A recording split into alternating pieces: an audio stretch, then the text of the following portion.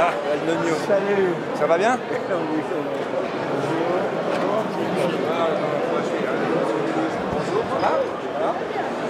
Bon, bonjour, vous allez bien? Vous venez d'où? De La Réunion, là. Un grand voyage alors? Oui. Bon, moi je voulais dire deux choses, puisque Marine Le Pen est venue au Salon de l'Agriculture et elle a fait des annonces qui pour une fois sont claires. On va sortir de la politique agricole commune. C'est à peu près 7,5 milliards d'euros aujourd'hui qui sont versés. Et la France est effectivement contributrice nette au niveau du budget européen. Mais ce qu'elle ne dit pas, c'est que 50% à peu près de ce que nous exportons aujourd'hui, nous l'exportons vers l'Europe. Et si l'Europe est cassée, si le projet européen est détruit, si la politique agricole commune est remise en cause, de la même manière que les solidarités, et je pense en particulier au fonds de cohésion, il faut que chacun le sache, puisque des agriculteurs sont prêts, je l'ai entendu, je le vois, à voter pour Marine Le Pen, en disant on n'a rien à perdre. Mais si, il y a beaucoup à perdre. Beaucoup à perdre. Que ça soit sur le lait, où on exporte aujourd'hui avec la qualité des fromages français dans de nombreux pays. Que ça soit sur le vin, où les enjeux d'exportation et au niveau européen sont très importants. 50% de ce que nous produisons est exporté. Sur la viande, où là aussi on a des enjeux d'exportation. Et je rappelle qu'il ne suffit pas de sauter comme un cabri pour dire fermer les frontières, que ce que nous avons mis en place avec Viande de France, qui permet aux consommateurs de choisir l'origine française, a fait qu'en 2015, entre 2015 et 2016, sur l'année 2016, on a fait baisser les importations de 13%. 13% d'importations en moins, avec une logique qui n'a pas fait du ministre de l'Agriculture le tenant de la fermeture des frontières, mais 13% d'importation en moins, parce qu'aujourd'hui, les Français, eh bien, avec Viande de France, Fleurs de France, on va continuer avec Fruits et Légumes de France, ils ont le choix et ils choisissent l'origine française. Et ça marche et ça doit être développé. Donc c'est pas la peine, je l'ai dit, de sauter comme un cabri pour dire fermons les frontières. Quand on veut s'organiser, quand on sait prendre les choses en main, quand on veut développer le produit en France et les viandes de France, ça marche et c'est en train de prouver la validité de la stratégie qu'on a mis en œuvre avec Interbev en particulier dès 2014 au Salon de l'Agriculture. Je voudrais que ça aille plus vite. J'aimerais bien que les choses changent encore plus vite. Mais dans une économie qui est aussi interpénétrée, dans une Europe où nous avons beaucoup d'intérêt et nous avons, contrairement à ce qui a été dit, des réussites, nous traversons une crise, 2, 3 crises même. J'en ai parfaitement la conscience. Mais dire que parce que nous sommes dans la crise et parce que nous sommes dans l'Europe, la solution c'est de quitter l'Europe, ça serait la pire des solutions, le pire des choix. Mais au niveau des éleveurs, extrêmement chaleureux qu'a reçu Marine Le Pen ce matin, est-ce que vous ne vous dites pas quand même c'est un constat d'échec du gouvernement depuis 5 ans? Mais ça, c'est ce que les gens vont vous laisser croire que c'est ce qui va se dire. L'accueil chaleureux, extrêmement bon. Personne ne viendra voir ni regarder si on m'engueule, c'est certain, j'assume les responsabilités. Quand on assume les responsabilités aujourd'hui dans un pays où c'est pas facile, bien sûr qu'on a des critiques. J'ai pas non plus senti que j'étais rejeté. Il y a aussi des gens qui viennent me voir pour me dire ce que vous avez fait, monsieur Le Foll, c'est bien. Ça passera inaperçu parce que ça n'intéresse pas aujourd'hui les médias. Mais l'accueil chaleureux aujourd'hui, je le dis, il est chaleureux parce qu'il n'y a pas la responsabilité. On peut annoncer des choses. Je vous l'ai dit, on est dans la crise. Eh bien, on est dans l'Europe, il suffit de sortir de l'Europe, on ne sera plus dans la crise. Eh bien, ça peut être... Et ça peut être un accueil chaleureux, mais ce n'est pas la solution. Alors les soucis dans Mayenne. Je les tire, enfin monsieur Le Foll, vous le savez très bien, on s'est déjà rencontrés. Moi, dans ma famille, il y a 20 ans, j'ai connu ce drame. Hein, il y a 20 ans. La question des suicides en agriculture. Il y en a beaucoup moins qu'aujourd'hui, monsieur Le Foll. Non. Vous savez très bien. Ça s'explique aussi par le fait que beaucoup d'agriculteurs sont seuls. Beaucoup d'agriculteurs restent avec tous les défis sur le dos, que ce soit la gestion, que ce soit les enjeux environnementaux, que ce soit les enjeux de commercialisation. Et moi, je plaide depuis le début et depuis que je suis arrivé pour favoriser les GAEC, parce que quand on est de manière collective, on se tient, on a beaucoup plus dans le sien. Comment la ferme des 1000 vaches est détruite par les écolo-bobos qui veulent pas. Vous savez très bien, la ferme des 1000 vaches, au niveau de l'Allemagne, tout ça, c'est économiquement viable. Oui. les éleveurs laitiers qui se lèvent 365 jours sur 365, ils peuvent pas vivre de leur métier. Ils n'ont pas de vie de famille. La question des 1000 vaches. Voilà. Il y a une vie de famille qui est... Je suis d'accord. On connaît beaucoup d'éleveurs en Mayenne qui se suicident et on peut pas... En GIA, on peut pas... Si vous me dites que la solution, c'est les 1000 vaches, en Allemagne, c'est 3500, 5000 vaches. Vous croyez que c'est la solution? Est-ce que vous avez été voir les éleveurs allemands aujourd'hui, avec leurs 5000, 6000, 7000 vaches, avec des capitaux et des emprunts énormes sur le dos? Quelle est leur situation? C'est pas vrai. C'est pas vrai. On a moins que nos... Non, mais est-ce que vous avez des chiffres? J'en sais rien. Et je ne veux surtout pas faire ces comparaisons. On est à la base par rapport à vous. Et moi, je sais que c'est des drames à chaque fois. Mais l'idée qui consisterait à dire il suffit d'avoir 1000, 3000, 4000 vaches, je dis que ce n'est pas la solution non plus.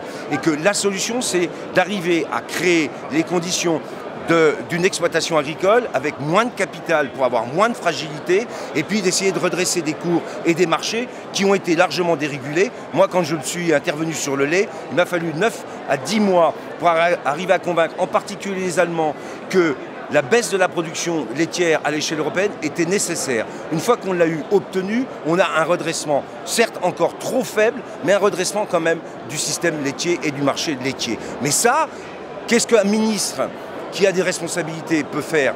Eh bien, agir dans ce domaine-là, mais ce n'est pas l'Europe qui est le problème là. C'est un certain nombre de pays qui ont d'autres stratégies, avec d'ailleurs des syndicats agricoles qui n'étaient pas les derniers à refuser toute régulation. Hein. Je le dis aussi au passage. Aujourd'hui, ces pays-là ont augmenté leur production de lait et nous, en France, on diminue tout, quoi. Non, on a stabilisé, on a diminué. Oui, il y a des pays qui ont assumé des augmentations de production laitière lamentables. Je leur avais dit il y a 3 ans, les Pays-Bas plus 15%, et aujourd'hui ils ont baissé de 8% leur production. Je leur avais dit à l'époque, mais ça sert à quoi de faire monter la production sans tenir compte des évolutions de marché, des objectifs qu'on a et d'une meilleure coopération entre nous?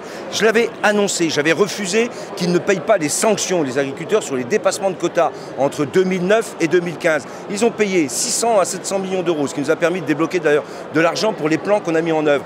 Mais c'est vrai qu'il y a un vrai sujet, mais il est lié aussi, non pas simplement à l'Europe, mais à des stratégies qui sont conduites par des coopératives, par des industriels qui poussent à la production, puis qui après viennent voir l'État en disant écoutez, maintenant il faut aussi traiter le problème social qui est posé. Et moi je suis pour que sur ces questions, ce qu'on a fait il y a 1 an sur la réduction de la production, avec un article qui était français, l'article 221, ça soit la règle qui s'applique maintenant pour éviter des risques de surproduction qui pourraient arriver et sur lequel après c'est les producteurs qui payent. Le constat dramatique, c'est que ça grossit à l'étranger, ça diminue en France. Oui, mais si on part de ce principe-là, et ça a baissé aussi à l'étranger. C'est le cas aujourd'hui. Je suis d'accord, mais si on part de ce principe, ben oui, mais c'était bien la question, tout le monde va augmenter. Aujourd'hui, tout le monde crève de faim. Est-ce que vous êtes d'accord? On ferme des exploitations. Il y a des éleveurs aujourd'hui qui crèvent la dalle, tout le monde ferme. Alors qu'à l'étranger, ça augmente. D'abord, comment on fait pour l'agriculture à l'étranger, française? ça n'augmente plus. La preuve, c'est que on retourne en Normandie, on retourne en Bretagne. Les Irlandais, chez nous, qui avaient augmenté, on a une éleveur laitière qui est en train de fermer. Depuis 3 ans, elle n'a pas de salaire.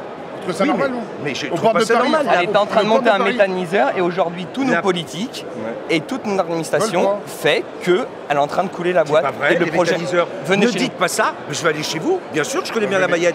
Les méthaniseurs, vous les Aravilliers, mais j'ai joué au foot en Mayenne, je connais très bien. Je voulais que je vous emmène. Je voulais que je vous emmène.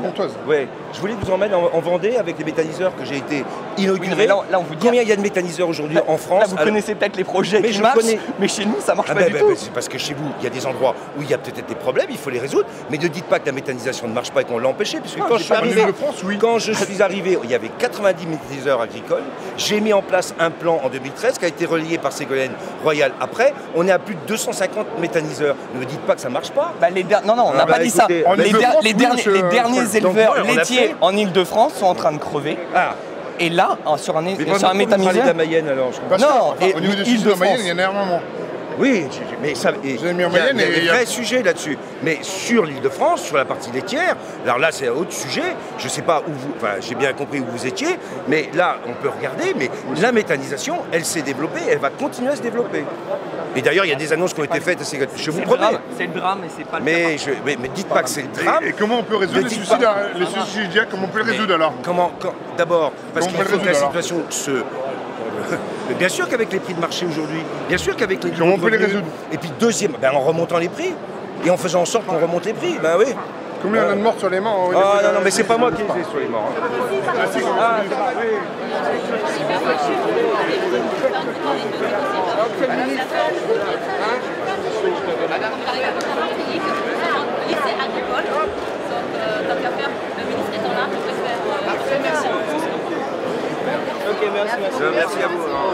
retour alors. Hein. Merci. Bon retour. Bonjour, ça va? Monsieur le ministre, ça va et vous? Ouais, ça va. Ça va. J'étais venu aux 50 ans du comté, je m'en rappelle. Ça va bien? Bonjour madame. Bonjour. Bonjour. On vient de déguster du vin jaune. C'est quand même dommage qu'on n'ait pas dégusté. Voilà, bah oui. Ah, voilà, ça arrive pas en même temps. Mais on a encore le goût du vin jaune. On a encore le goût du vin jaune. Donc ça va. Avec le comté et le morbier, ça va très bien. Monsieur Repsamen, s'il vous plaît. Monsieur le ministre, France Bleu. Je voudrais dire que c'est bonjour à vous. Merci beaucoup. La fruitière des Suchots. Le camembert aussi, j'aime bien la tome, j'aime bien, mais le thé, ça fait partie des fromages que j'achète régulièrement. C'est l'incontournable. L'incontournable. Le morbier, monsieur le ministre. Oui, ben c'est à moi, plus de comté que de morbier. C'est parce que c'est vous, hein, c'est parce que c'est aujourd'hui. Bon, ça va? Très bon, merci.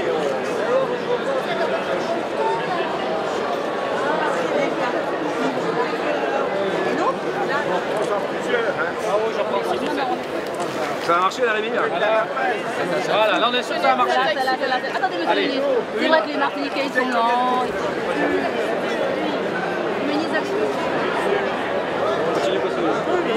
Ouais, ça va? Bonjour, oui, bon. Bien de réunion. Ah, mais c'est bien. Allez, magnifique. Je suis allé avec eux.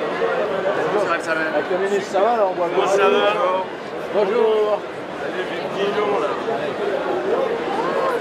Ça va bien? Qu'est-ce que vous avez goûté?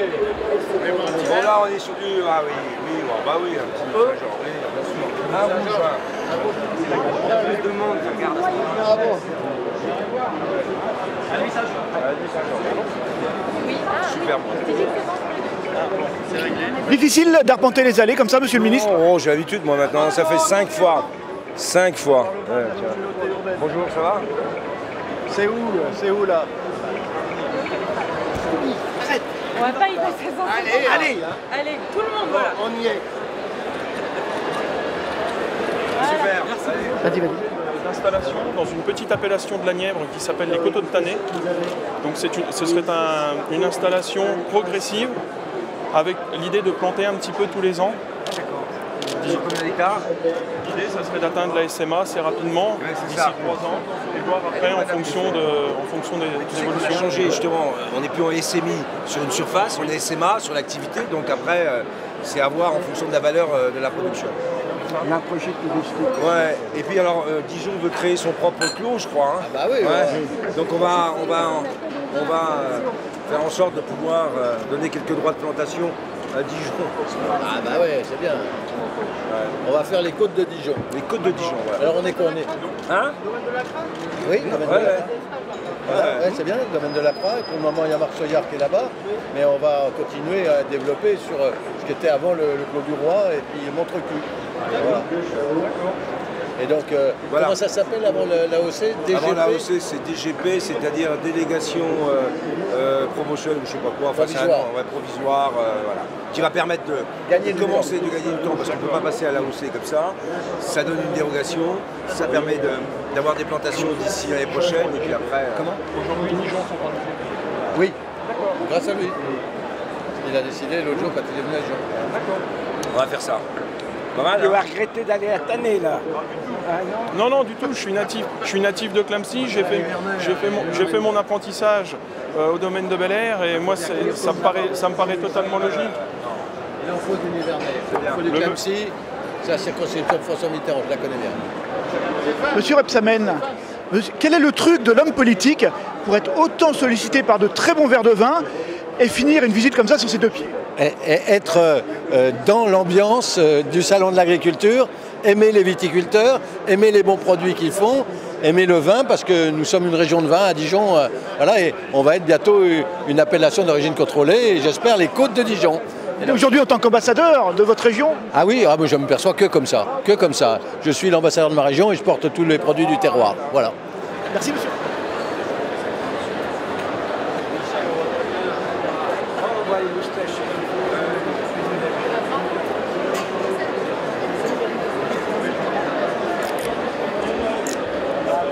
Merci, hein. Bon.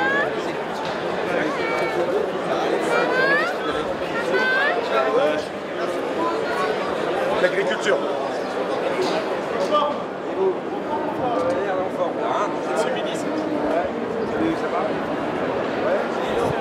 Je suis de la région Nord-Pas-de-Calais, du Hauts-de-France.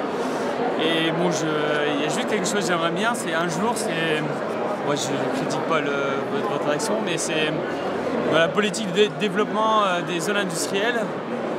Au lieu de consommer des terres agricoles, c'est de promouvoir la réhabilitation des anciennes. Oui, c'est un vrai sujet. Mais on c'est parce que quand vous faites le tour des zones industrielles en région, quel que soit où vous êtes, il y a toujours des terrains, des friches industrielles allouées à vendre. Et à côté de ça, vous avez un industriel qui va s'implanter, il va consommer une nouvelle zone industrielle, enfin des terres agricoles vierges. D'accord. Entre guillemets, on devrait dire, on donne une subvention, un industriel dit, bah, écoutez, vous réhabilitez un bâtiment qui est à vendre ou à louer, on ne consomme pas, ça devient la logique, on ne consomme pas la terre agricole. Je suis assez d'accord avec vous. Après, les collectivités... Après, c'est les collectivités qui gèrent. Mais il y a des choses qui se passent, par exemple, sur la base, l'ancienne base de Metz, qui était la base aérienne, elle est en train d'être reconquise la base aérienne sur 450 hectares, reconquête avec agriculture, maraîchage pour Metz. Il y aura sûrement, à regarder ça du côté de Dijon, par exemple, à Dijon, le maire de Dijon, là, fait une reconquête de toute une partie pour faire de la ville, carrément. Voilà, donc il y a des collectivités maintenant. Le schéma de cohérence territoriale, c'est de moins consommer de terre agricole. Parce qu'aujourd'hui, on sait que la terre, on ne peut pas la recréer. Donc aujourd'hui, la terre, c'est une richesse. C'est les agriculteurs qui veulent vendre leur terre aussi. Ça arrive, c'est entre nous. Donc nous, on a limité. C'est pas mon cas. Enfin, je ne suis pas encore installé. L'objectif, c'est de. Je dis la vérité. Donc nous, on a interdit les gravières parce que les meilleures terres, ça donnait les gravières. Il y a les gravières dedans. On a interdit, on est retourné dans les carrières. On a interdit la consommation de l'espace à travers le SCOT, le schéma de cohérence territoriale. Donc on essaie d'avancer comme ça, vous avez raison.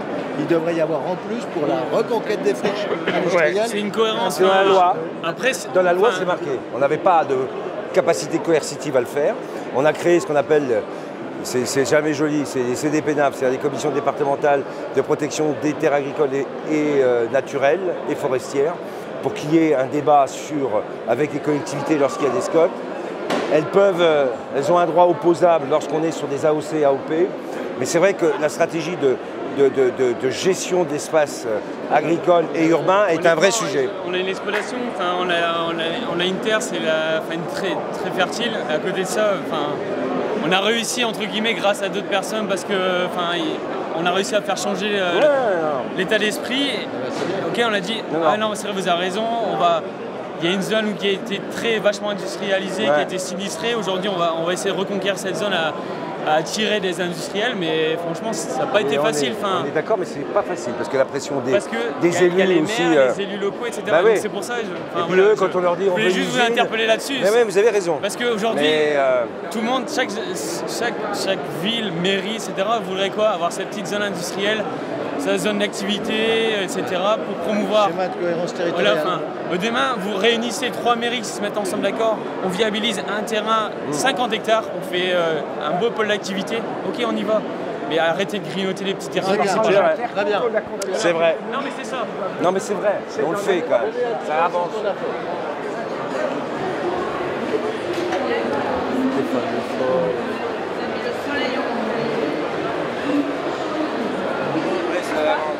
Ça sent bon. La police à l'avant. Ça sent vachement bon. J'adore, j'en ai plein chez moi.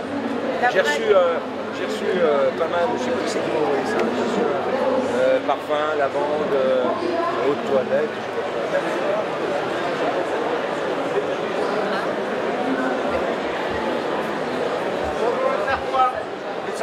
Oui, du morceau. Ah bon? Quel quartier? Démaillé. Démaillé. Dans le haut là-bas. Ouais, ça, c'était en 1944. Ouais, c'est parti de la rappel. Il n'y avait pas les maillets à l'époque. Il n'y avait pas les maillets. Tu vas au ministre de la baguette? Non, je me dis, mais moi j'en ai un petit artisan chez moi, chez moi là, qui fait des grillettes au Mans, à côté du pâté Saint-Lazare. Ah, oui, 2 fois médaille d'argent, médaille d'or, excellent. Avec un pain chaud comme ça. Oh là là. Il y a un petit côte du Rhône derrière. Et tout ce que tu veux. merci, monsieur le ministre. Ciao. Hein.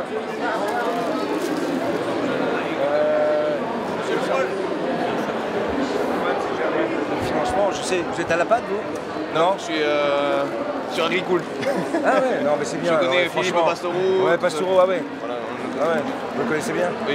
Et dans ma circonscription. Je sais bien, oui. Ouais. Non, mais on essaye de la trouver, mais c'est compliqué parce que dans tout le système européen, une MAE se justifie que par rapport aux pertes qui sont occasionnées par rapport aux conventionnels. Ce qui est complètement con. Tout ça, ça ne va plus du tout.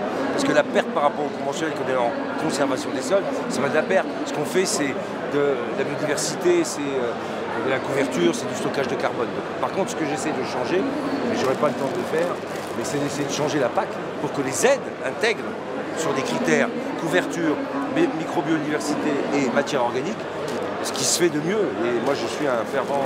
Je sais, c'est pour ça que je la demande. Alors la MAE, c'est très compliqué parce que j'arrive pas à m'expliquer au niveau européen. C'est le vrai problème. Ouais, c'est l'avenir. Ah, c'est l'avenir. Je suis sûr. Je suis sûr que c'est l'avenir.